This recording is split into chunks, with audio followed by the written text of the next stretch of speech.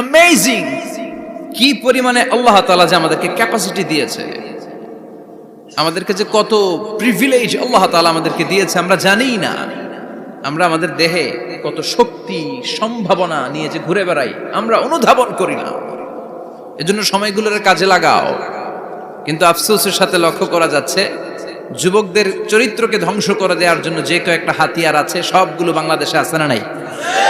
ইয়াবা আছে না নাই? ফেন্সিডিল আছে না নাই? হিরোইন আছে না নাই? মারিজুয়ানা আছে না নাই?